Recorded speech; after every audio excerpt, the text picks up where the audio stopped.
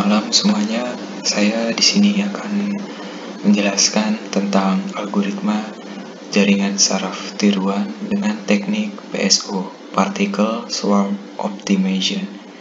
Nama saya Mahdi Farhan dari kelas 3K04. Saya di sini membuat video ini untuk memenuhi tugas mata kuliah konsep data mining. Algoritma jaringan saraf tiruan atau disebut juga dengan Artificial Neural Network adalah salah satu algoritma berbasis jaringan saraf yang dapat digunakan untuk pengambilan keputusan. Contoh yang dibahas kali ini adalah mengenai penentuan penerimaan pengajuan kredit sepeda motor baru berdasarkan kelompok data yang sudah ada. Nah, sebelumnya proses pencarian nilai bobot pada algoritma berbasis jaringan ada beberapa macam, tetapi ada 3 algoritma yang paling umum digunakan, yaitu algoritma PSO. Algoritma PSO itu adalah salah satu algoritma optimasi yang dapat digunakan untuk pengambilan keputusan. Algoritma ini mengoptimasi permasalahan dengan cara menggerakkan partikel atau calon solusi di dalam ruang permasalahan menggunakan fungsi tertentu untuk posisi dan kecepatan dari partikel. Selanjutnya itu ada algoritma gradient descent. Algoritma gradient descent ini algoritma yang digunakan untuk mengupdate parameter. Jadi algoritma ini cukup sederhana. Pada dasarnya kita hanya mengurangi initial weight dengan sebagian dari nilai gradient yang sudah kita dapat. Selanjutnya ada algoritma IO. Ya. Nah, dalam contoh yang kita bahas ini, kita menggunakan algoritma yang Particle Swarm Optimization.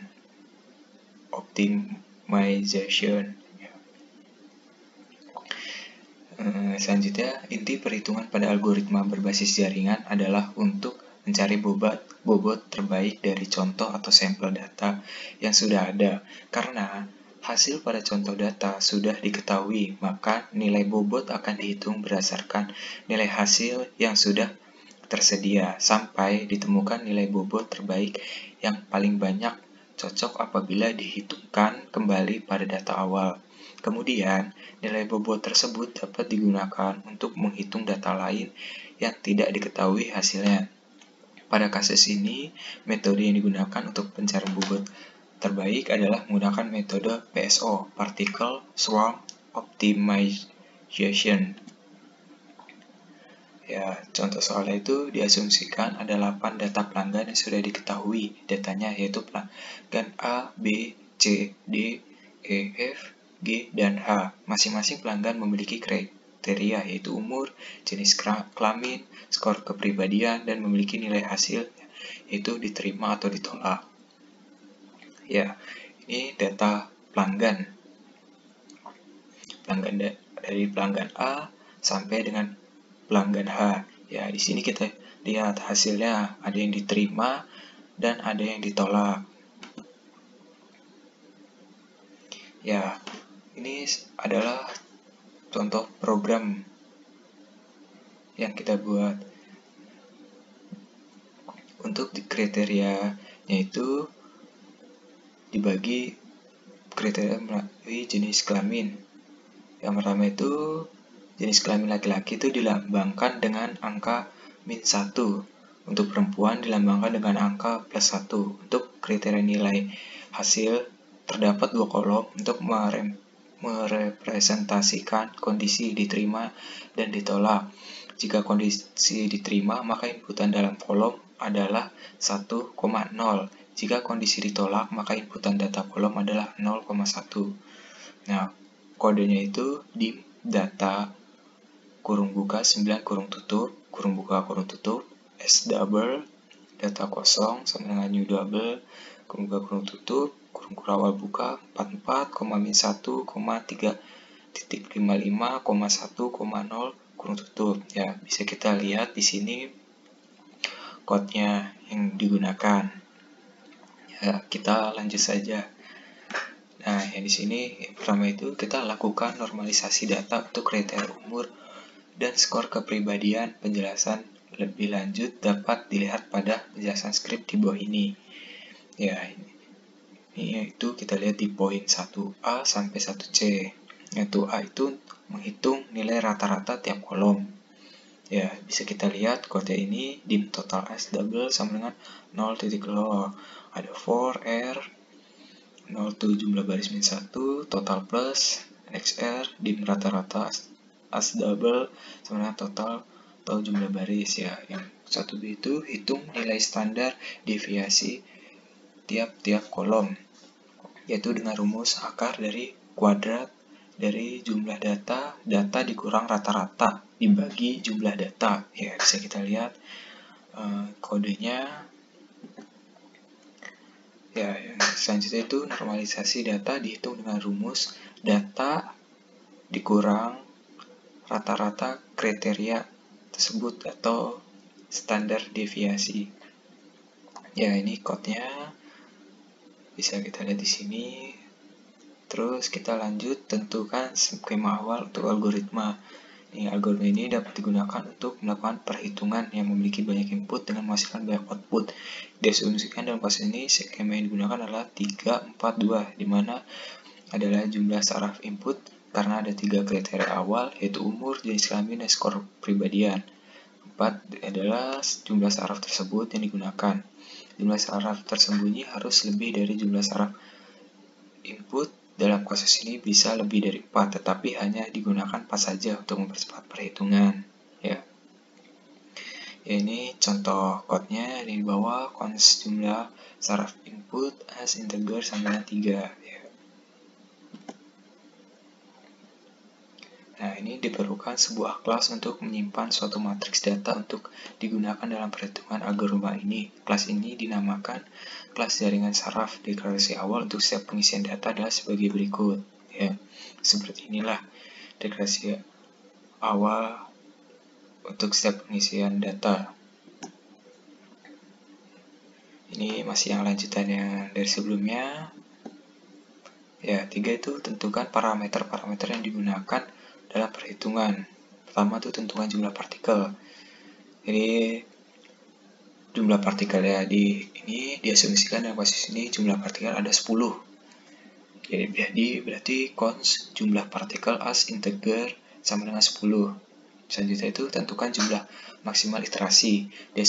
Nah, dalam kasus ini diasumsikan jumlah maksimal iterasinya adalah 500 kali. Berarti cons jumlah iterasi as integer sama dengan 500. Selanjutnya itu lakukan proses pencarian nilai data, pencarian nilai bobot dan bias terbaik. Metode yang digunakan adalah PSO, Particle Swarm Optimization. Penjelasan tentang fungsi PSO akan pada perhitungan di bawah ini. Ya, ini code-nya di bobot terbaik as double yes PSO tentu data. Kita lanjut. Ya, memasuki perhitungan utama pada fungsi PSO. Inisialisasi jumlah bobot yang digunakan dalam perhitungan. Itu jumlah bobot pada jaringan saraf input tersembunyi adalah jumlah saraf input dikali jumlah saraf tersembunyi. Contohnya 3 jumlah saraf tersembunyi itu 3. Saraf input tersembunyi. Saraf input itu 3 dikali jumlah saraf tersembunyi 4, jadi sama dengan 12 buah. Nah, jumlah nilai bobot pada jaringan saraf tersembunyi output adalah jumlah saraf tersembunyi dikali jumlah saraf output. Nah, jumlah saraf tersembunyinya tadi 4 kan, 4 buah dikali 2 sama hasil 8. 2-nya itu jumlah saraf output yang tersembunyi, sehingga banyak data yang diperlukan adalah 12 hasil dari saraf input dikali jumlah saraf tersembunyi ditambah 4 buah dari saraf tersembunyi ditambah 8 dari hasil saraf tersembunyi dikali saraf output, dan 2 dari jumlah saraf output. Ya, fungsi ini akan mencari data yang memiliki bobot terendah di antara semua data input dan akan mengembalikan 26 buah data dengan susunan seperti di atas. Nah, ini code-nya bisa kita lihat.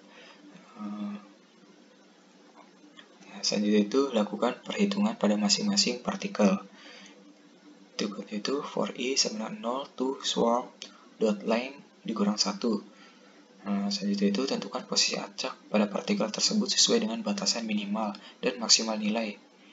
Itu kode di posisi acak, kurung buka dimensi kurang 1, kurung tutup as double.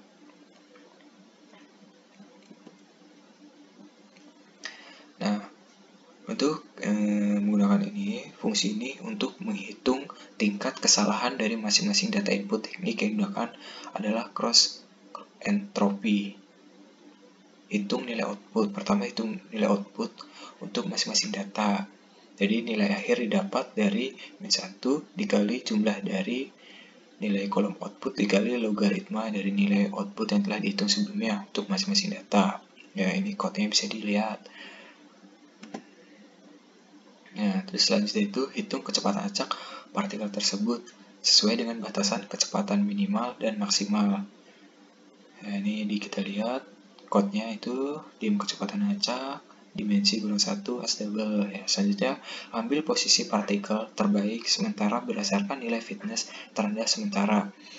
Ya, ini code-nya if swarm kurung buka i kurung tutup dot fitness lebih kecil dari fitness terbaik dan fitness terbaik sama dengan swarm i dot fitness. Ya, bisa kita lihat ya di situ code-nya.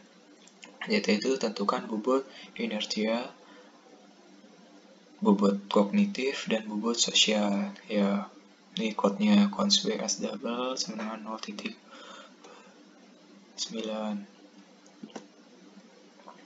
Ya, selanjutnya itu lakukan perhitungan sebanyak parameter jumlah iterasi.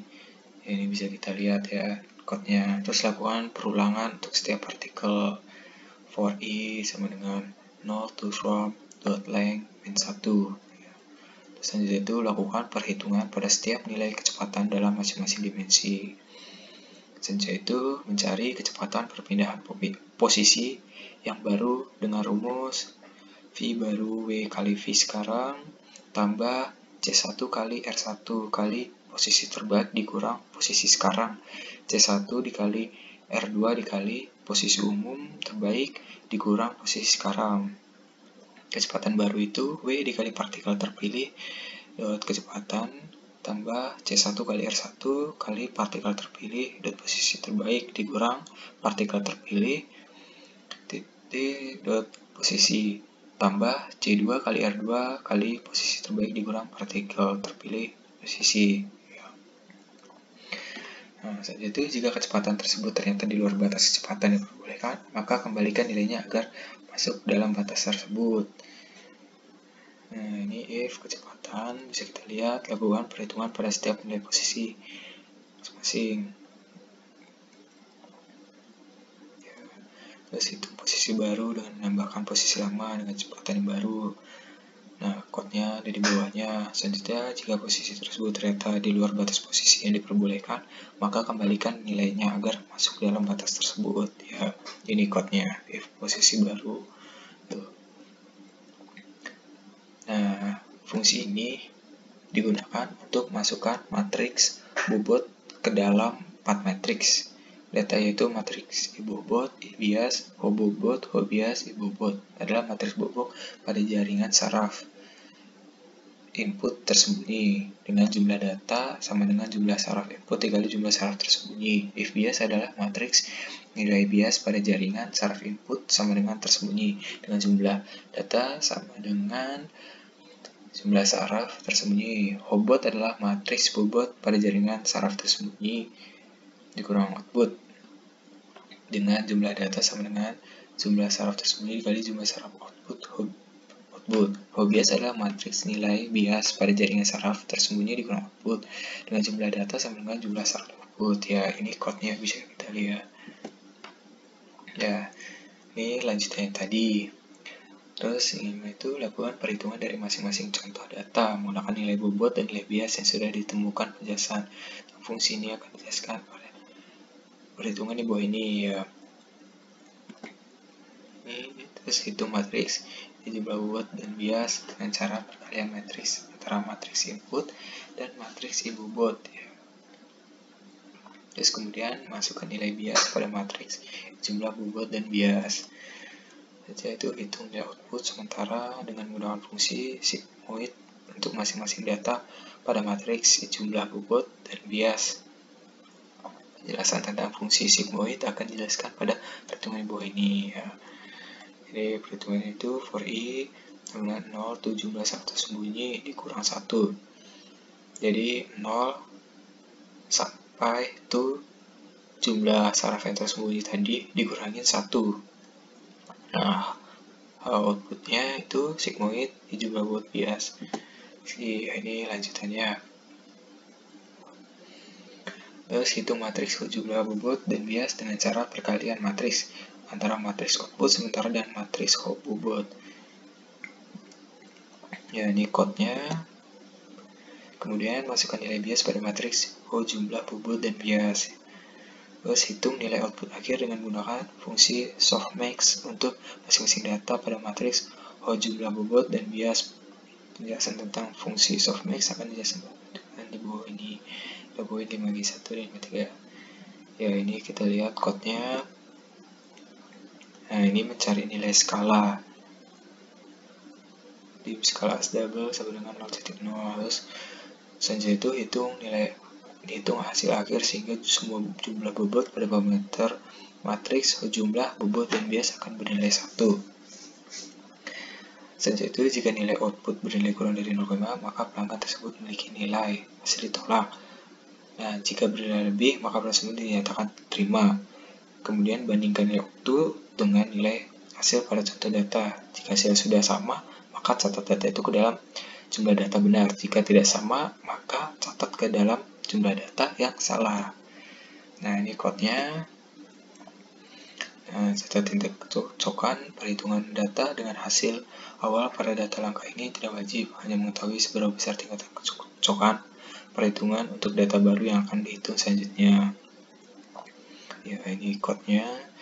Selanjutnya lakukan perhitungan yang sama pada poin 5 dan 6 untuk masing-masing data baru. Ya, ini code-nya.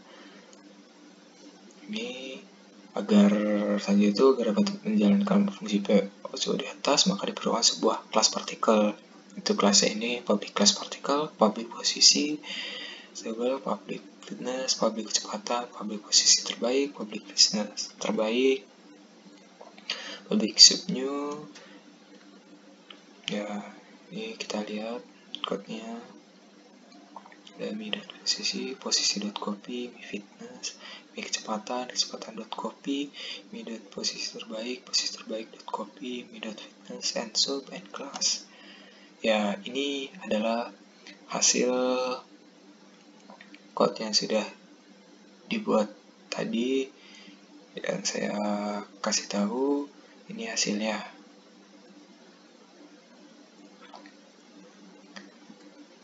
Ya, dari saya cukup sekian, kurang lebihnya mohon maaf. Wassalamualaikum warahmatullahi wabarakatuh.